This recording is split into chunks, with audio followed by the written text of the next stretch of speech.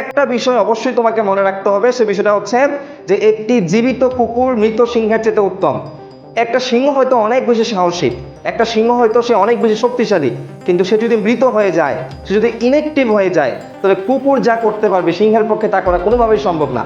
ঠিক তেমনিভাবে হয়তো তোমার আশেপাশে অনেক মেধাবী স্টুডেন্ট আছে, ওই মেধাবী স্টুডেন্টরা যদি তারা ইনঅ্যাক্টিভ থাকে, তুমি যদি অ্যাডমিশন পিরিয়ডের মধ্যে অ্যাক্টিভলি কাজ করতে পারো, অ্যাক্টিভলি প্রপারলি একটা কঠিন একটা সুন্দর রুটিন সাজিয়ে কৌশলগতভাবে যদি পড়াশোনা করতে পারো, তাহলে অবশ্যই তুমি ঢাকা ইউনিভার্সিটি থেকে শুরু করে যে কোনো পাবলিক বিশ্ববিদ্যালয়ে ইনশাল্লাহ চান্স পাবে। বিশ্ববিদ্যালয়ের চান্স পাওয়ার জন্য এই ইউনিভার্সিটি যে পিরিয়ডটা আছে 3 থেকে 4 মাস বা 5 মাস, এই পিরিয়ডে তোমাকে অনেক বেশি অ্যাক্টিভ থাকতেই হবে, পড়াশোনা করতে হবে, পরিশ্রম করতে হবে। আশেপাশে কে কীভাবে করছে, কতটুকু সিলেবাসে কমপ্লিট করছে, কার বেসিক কেমন, সেদিকে কনসেন্ট্রেশন না করে তুমি তোমার দিকে ফোকাস করতে হবে যে তোমার বেসিক কতটুকু আছে। যদি বেসিক দুর্বল হয়ে থাকে, তাহলে এই 4 মাসের মধ্যে অ্যাক্টিভলি এই সমস্যাটাকে কিভাবে সমাধান করা যায় সেদিকে ফোকাস করতে হবে।